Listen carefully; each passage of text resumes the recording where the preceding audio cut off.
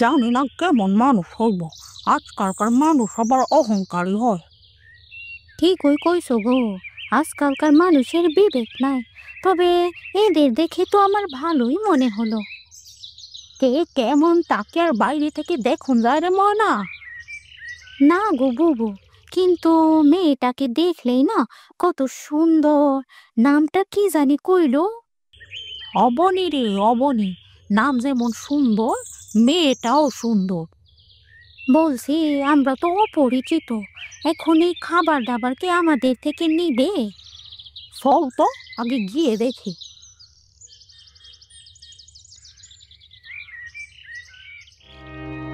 কি দেখলেন রাজবৈদ্য? বাবা কি এখন পুরোপুরি সুস্থ আছেন? হ্যাঁ, পুরোপুরি সুস্থ, কিন্তু এখনো ওনার মনের অবস্থা ভালো নয়। এটা কেমন কথা বলছেন রাজবৈদ্য? মহারাজের কি হয়েছে তা আমাদের খুলে বলুন। রানীমা, আমি নিজেও বুঝতে পারছি না কি হয়েছে। এটা কোনো রোগ নয়, এটা রাজামশাইয়ের চিন্তার প্রভাব। তিনি কোনো কিছু নিয়ে অতিরিক্ত চিন্তা করছেন, তাই ওনার মানসিক অবস্থা খুব বেশি ভালো নেই। আমি জানি বাবা কি নিয়ে দুশ্চিন্তা করছেন, কিন্তু এখন আর নয়। বাবা যা বলবেন আমি তাই শুনবো। দেখো টুনি, অবনী নতুন জায়গায় এসেছে। হ্যাঁ রে, আমিও তো সেটাই দেখছি। ওই দেখো, ওই বকুল গাছ তলায় অবনী দাঁড়িয়ে আছে। কে কে কথা বলে? মনে হলো কেউ আমার নাম ধরে কথা বলল। অবনী এখনো আমাদের কথা শুনতে পাচ্ছে, কিন্তু ও তো আমাদেরকে ভুলেই গিয়েছে। আমাদের না, ও তো সবাইকে ভুলে গিয়েছে। আর আদি, মা অবনী, এখানে এভাবে দাঁড়িয়ে কেন রে তুই? এই তো বাবা, এই বকুলতলার পাতাগুলো পরিষ্কার করছিলাম। তোর এত কাজ করতে হবে কেন মা? তুই এসব রাখ আর একটু বিশ্রাম কর।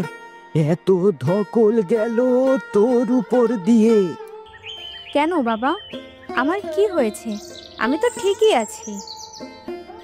না না, মানে ও কিছু না। এই বাড়িটা তারা আমাদের কয়েকদিন থাকার জন্য দিয়েছে। আমাদের উচিত এটার দেখভাল করে পরিষ্কার করে রাখা। এই জন্যই করছি বাবা। ঠিক আছে মা, তোর যা ভালো লাগে তুই তাই কর। আমি একটু বাইরে থেকে আসছি। কেন গো, তুমি আবার এত সকালে কোথায় যাচ্ছ? ও কোথাও না, একটু চারিদিকে ঘুরে আসি। ঠিক আছে, তাড়াতাড়ি এসো, নতুন জায়গায় কেউ যেন দেখে না ফেলে। মানে তুমি আমাকে বলতে চাচ্ছ কি কেউ যেন আমাকে দেখে না বলে যে কোনো কাজ কাম না করে ঘুরে ফিরেই বেড়াচ্ছি? হ্যাঁ হ্যাঁ, তাই, তুমি এসো তাড়াতাড়ি। আচ্ছা, ও তুমি চিন্তা করো না। চম্পাকে কত করে বলি অবনীর সামনে এমন কোনো কথা বলবে না, কিন্তু ও আমার কথা বোঝেই না। এখনই তো বলে দিয়েছিল কেউ যেন দেখে না ফেলে। অবনী যদি কিছু বুঝে যেত তাহলেই তো বিপদ হয়ে পড়তো। যাক, বিধাতা বাঁচিয়েছে। যাই দেখি, রান্নাটা নামিয়ে ফেলি। কারা কথা বলছিল? কোথায় গেল তারা? কি যেন একটা বলছিল, কিন্তু বাবার জন্য শুনতে পেলাম না। ওই দেখো দেখো, অবনী আমাদেরকেই খুঁজছে। চল তো না, আর বেশি দেরি না করে আমরা এখান থেকে চলে যাই। হ্যাঁ হ্যাঁ চল, অবনী নিজেই নিজের প্রশ্নের উত্তর খুঁজে নিতে পারবে। আরে ওই তো, ওরাই কথা বলছিল এতক্ষণ। কিন্তু এতদিন পর আমি আবার কোনো পশু পাখির কথা শুনলাম। এটা কিসের লক্ষণ? আগে তো বাঘ মামা আর গাছ দাদুর সাথে কথা বলতাম, কিন্তু আজকে হঠাৎ করে এরা এলো। আর ওরা কি নিয়েই বা কথা বলছিল? কি প্রশ্ন, কি উত্তর?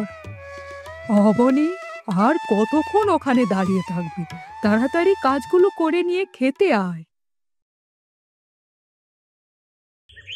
ওগো, তোমরা ভালো আছো নাকি? আরে আসুন না, আসুন, বসুন। হ্যাঁ গো, বসবো। তোমরা এই গ্রামে নতুন এসেছে, তাই ভাবলাম তোমাদের সাথে 2-4টে কথা বলে যায়। হ্যাঁ, আর এখন তো এখানেই থাকতে হবে, তাই মিলযোগ বাড়াতে হবে। আরে না না চাচি, আমরা তো এখানে মাত্র কয়েকদিনের জন্য এসেছি। কয়েকদিন? কিন্তু তোমার বাবা না বললো এখন থেকে এখানেই থাকবে? আরে না না, ও এটা বলতে চায়নি। আপনারা দাঁড়িয়ে আছেন কেন? বসুন না। হ্যাঁ হ্যাঁ, এই নিন, এই পিঠাগুলো রাখুন, আপনাদের জন্য নিয়ে এলাম। এসবের কি দরকার ছিল চাচি? মা অবনী, যা, এগুলো নিয়ে ঘরে যা।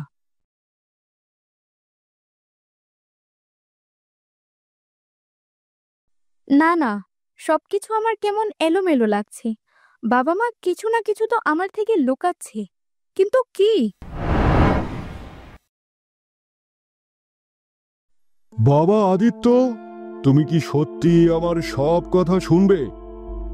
হ্যাঁ বাবা, আমি সবই শুনবো, কিন্তু তুমি আর কোনো দুশ্চিন্তা করো না। বাবা, আমি চাই তুমি কিছুদিনের জন্য আবারও রত্নপুরে যাও। রত্নপুরে? না বাবা, আমি কিছুতেই ওখানে যেতে পারবো না। ওটাই তোমার জন্য সব থেকে সুরক্ষিত জায়গা আদিত্য। আমি কথা দিচ্ছি, তুমি যদি রত্নপুরে যাও তবে আমি ঈশিতাকেও কারাদণ্ড থেকে মুক্তি করে আনবো আর আমাদের রাজপ্রাসাদে রাখবো। অবনীকে খুঁজতেও তোমাকে বাধা দেব না। সত্যি বাবা? হ্যাঁ। তা দাদা, আপনারাই এই রত্নপুরে নতুন অতিথি নাকি? অতিথি না, এখন থেকে এখানেই থাকবো। বেশ বেশ, তাহলে তো ভালোই হলো। ওই আমাদের গ্রামে আরো একজন লোক বাড়লো। কিন্তু দাদা, এই গ্রামে থাকতে হলে কিন্তু ওই শান্তি বজায় রাখতে হবে। কারো সাথে কোনো শত্রুতা, কোনো মিথ্যা কিছুই করা যাবে না। আমরা দাদা ওই সহজ সরল মানুষ, শান্তিতেই থাকি। কিন্তু দাদা, একটা সমস্যাতে আছি, যদি একটু সাহায্য করতেন। আরে বলুন বলুন, লজ্জা করবেন না, সব সমস্যার কথা বলতে পারেন। আমরা তো এখন নিজেরই লোক। বলছিলাম যে এখানে কি কোনো কাজ পাওয়া যাবে? হাতের অবস্থা তো খুব একটা ভালো না। কাজ তো আছে, কিন্তু সেই কাজ কি আপনি করতে পারবেন? হ্যাঁ দাদা, আমি সব কাজই করতে পারবো। তাহলে দাদা, ওই কাল সকাল সকালে এখানেই চলে আসবেন। ওই কাজের লোকদের সাথে আপনাকেও পাঠিয়ে দেব। অনেক উপকার করলেন দাদা, কি করে যে আপনাকে ধন্যবাদ জানাই। আরে, এখন তো আপনি আমাদেরই লোক। যদি কিছুর প্রয়োজন হয় তাহলে আমার দোকানেই আসবেন। টাকা পয়সার কোনো চিন্তা করবেন না একদম। ঠিক আছে দাদা, ধন্যবাদ।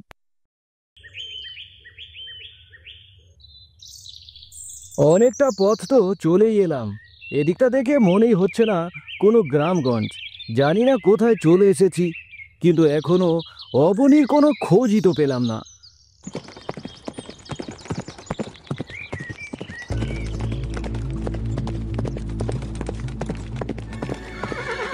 আরে, এটা তো আদিত্য। কিন্তু এত দূরের গ্রামে সে কি করতে এসেছে? তাহলে কি সেও অবনীর খোঁজেই বেরিয়েছে? আর আমি ভেবেছিলাম সে এখনো তার রাজ্যের সিংহাসন নিয়েই ব্যস্ত। না না, আমার আগেই যদি সে অবনীকে খুঁজে পায়, তা হতে দেব না। আমি হার মানতে আসিনি। আদিত্য ওদিকে কোথায় যাচ্ছে? তবে কি ও অবনীর খোঁজ জানে? তার মানে এখন আমাকে গোপনে গোপনে ওর পিছু নিতে হবে। সে যদি কিছু জানে তবে সেটা আমাকেও জানতে হবে। অবনী এমন একজন মানুষ যার জন্য আমি মরতেও রাজি।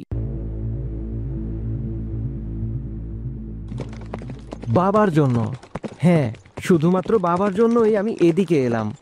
এখন বাবার কথা মতো এখানেই কিছুদিন থাকতে হবে, কিন্তু এখানে থেকেও আমার খোঁজ চালিয়ে যেতে হবে। অবনীকে না খুঁজে পেলে আমি যে স্বাভাবিক হতে পারবো না। এতদিন পর অবনীর খোঁজ মেলে কিনা জানি না, কিন্তু আদিত্যের পিছু আমি ছাড়ছি না। যদিও তোমাকে অনুসরণ করছি বলে অপরাধ বোধ হচ্ছে আদিত্য, কিন্তু এই ভালোবাসা আমাকে বাধ্য করেছে। না, এখন আর আবেগ নয়, এখন শুধু খোঁজ। অবনীকে খুঁজে পেতে হবে, যে কোনো মূল্যেই হোক। তার জন্য অপরাধ করতে হলেও সেটা আমি করব।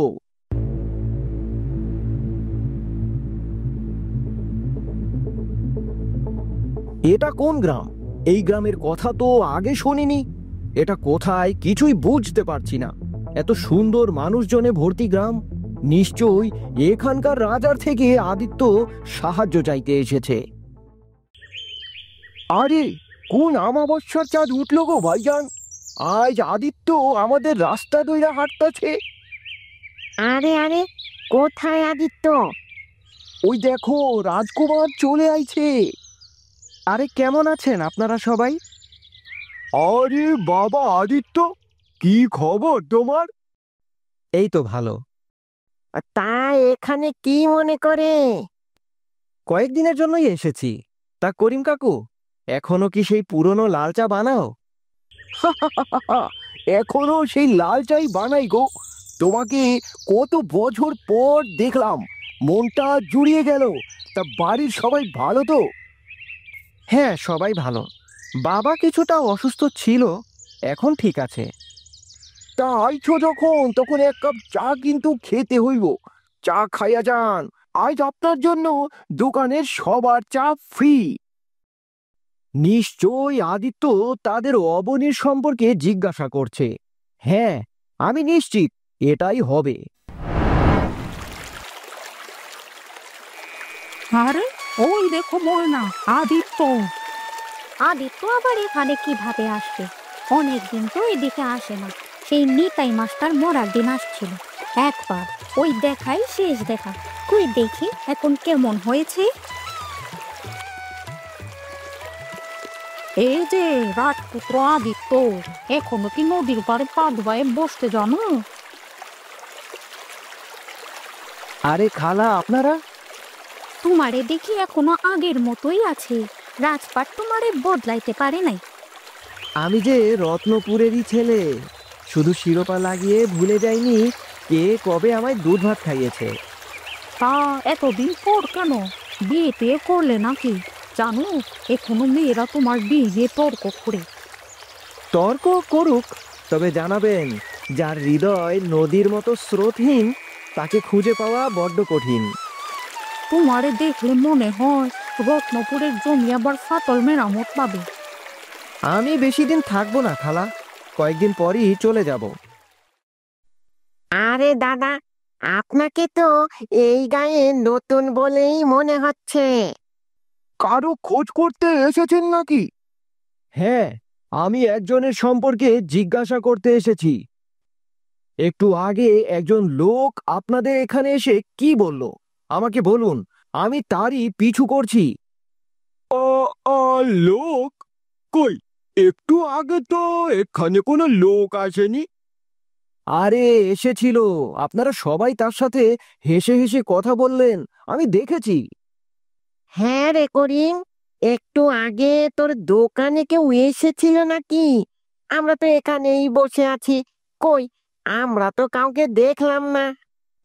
আরে ওই তো কিছুক্ষণ আগে একজন রাজপুত্র এসেছিল, যার শরীরে রাজ পোশাক ছিল। আমি তারই পিছু করছি। আমি ওই গাছের পেছনে লুকিয়ে দেখেছি সে আপনাদের সাথে কথা বলছিল। কি বললেন? আপনি আদিত্যের কথা জিজ্ঞেস করছিলেন এতক্ষণ? হ্যাঁ, আমি আদিত্যের কথাই জিজ্ঞেস করলাম, কিন্তু আপনি তার নাম জানলেন কিভাবে? আপনি দাদা আদিত্যের পিছু নিয়ে এই পর্যন্ত এসেছেন? হ্যাঁ, আমাকে বলুন তার সাথে আপনাদের কি কথা হলো? তবে রে, তুই আমাদের আদিত্যের পিছু নিয়ে আবার আমাদের সামনেই বলছিস? এই ধর ধর ধর, ওকে শক্ত করে ধরে বাঁধ। আরে এ কি করছেন? ছাড়ুন, আমায় ছাড়ুন। আরে ছেড়ে দিন, আমায় ছাড়ুন। দাঁড়া বেটা, ওই তোকে আদিত্যের সামনেই নিয়ে যাব।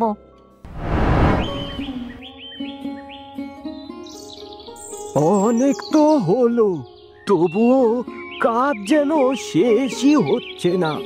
এর থেকে তো কাঠ কাটতে যাওয়াই সহজ ছিল, কিন্তু আমাকে অবনীর জন্য, আমার মেয়ের জন্য এই কাজ করতেই হবে। যাই যতটুক করেছি তারই হিসেবে টাকা নিয়ে বাড়ি ফিরি। অবনী আবার বুঝে ফেলবে আমি এদিকে কাজ করছি।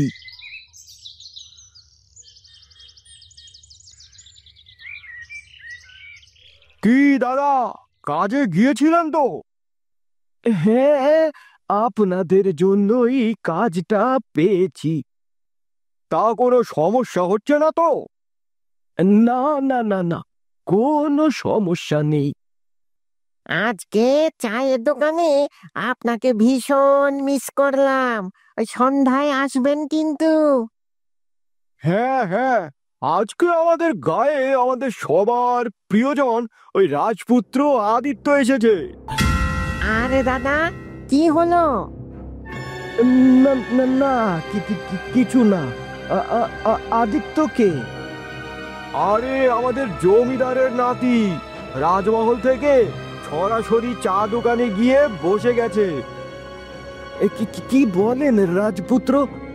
আহা, রত্নপুরে কেউ কি ছিল এমন যাকে সবাই এত ভালোবাসে?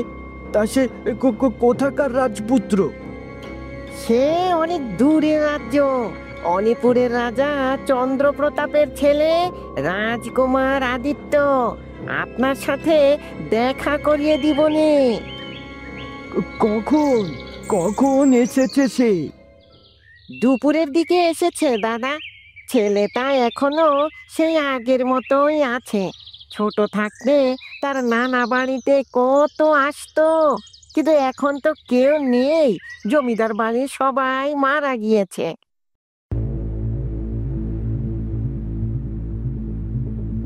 আদিত্য এসেছে এখানে? সে কি এখানেও অবনীকেই খুঁজতে এসেছে, নাকি এসেছে শুধুই পুরনো সময় দেখতে? সে যদি জেনে যায় অবনী এখানে, তাহলে কি হবে? না না না না, বিধাতা তুমি সহায় হও। ভাগ্যের রং বড় বিচিত্র। আমি লুকিয়ে আছি নিজের পরিচয় চাপা দিয়ে, আর সে এখানেই এসেছে। তবু আমার মেয়েকে রক্ষা করাই আমার ধর্ম।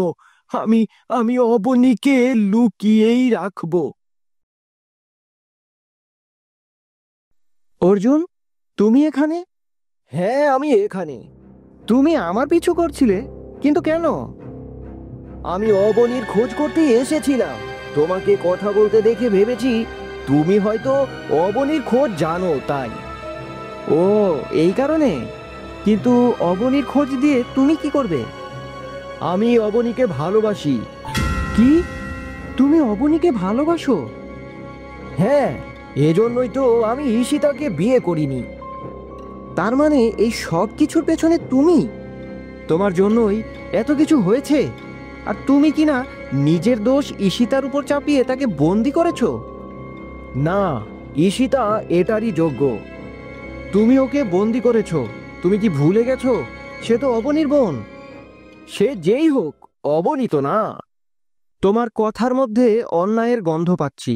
এটা রাজপথের নিয়ম হতে পারে, কিন্তু হৃদয়ের নয়। তুমি যদি অবনীকে ভালোবাসতে, তবে তুমি ঈশিতার কোনো ক্ষতি করতে না। কেননা ঈশিতার কিছু হলে তো অবনীও কষ্ট পাবে। তুমি যাই বলো না কেন, আমি অবনীকেই বিয়ে করব। অবনী আমাকে ভালোবাসে, তোমাকে না। ওর আর আমার ভালোবাসা অনেক পুরনো। একসাথে অনেক পথ চলেছি আমরা। তুমি ভালোবাসার নামে বন্দিত্বের খেলা খেলছো অর্জুন, আর আমি ভালোবাসার অর্থ বুঝতে চেষ্টা করছি। আমি অবনীকে বুঝতে চেষ্টা করছি। ভালোবাসা মানে মুক্তি, আর তুমি দিচ্ছ শাস্তি। আমি ঈশিতাকে বন্দি করা কখনোই মেনে নেব না। ওকে ছেড়ে দিতে হবে তোমার। যেদিন অবনী নিজে এসে বলবে তুমি ভুল করছো, আমি তোমায় ভালোবাসি না, সেদিনই আমি ঈশিতাকে ছেড়ে দেব। তাহলে ততদিন পর্যন্ত তুমিও এখানেই বন্দি থাকো। না না, এটা কি বলছো তুমি? তুমি অন্যায় করেছো, আমার পিছু নিয়েছো, তাই এখানেই বন্দি থাকবে। এখন তুমি এক সাধারণ মানুষ, রাজপুত্র নও। আর ভালোবাসার নাম দিয়ে তুমি অবনীর ক্ষতি করছো, তা আমি কখনোই হতে দেব না। তাই এবার তুমি দেখবে আমার চাল। না আদিত্য, আমায় ছাড়ো, আমায় ছাড়ো আদিত্য।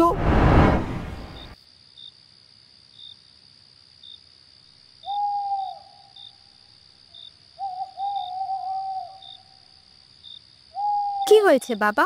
তোমাকে এমন দেখাচ্ছে কেন? আদিত্য। আদিত্য? কে আদিত্য? আরে তুমি এসেছো, এসো বসো। মা, আদিত্যকে? আদিত্য? কে আদিত্য? আমি জানি না তো। তাহলে বাবা যে বলল, আর আমার তো মনে হয় আমি এই নাম আগেও শুনেছি। না মা, এই নাম তো আমি নিজেই আগে কখনো শুনিনি। তুই কিভাবে শুনবি? চল মা, ঘরে চল, তোর বাবার সাথে বসে একসাথে খাবার খাবি, চল। তোমরা কি আমার থেকে কিছু লুকাচ্ছ? বন্ধুরা, কি হবে পরবর্তী পর্বে? অবনী কি আদিত্যর কথা মনে পড়বে? সে কি আবারও আগের মতো হয়ে যাবে, নাকি এমনই থাকবে? আর আদিত্য কি জানবে অবনী এখানেই আছে? কি হবে পরবর্তী পর্বে তা জানতে আমাদের সাথেই থাকুন, আর অবশ্যই চ্যানেলটি সাবস্ক্রাইব করুন। ধন্যবাদ।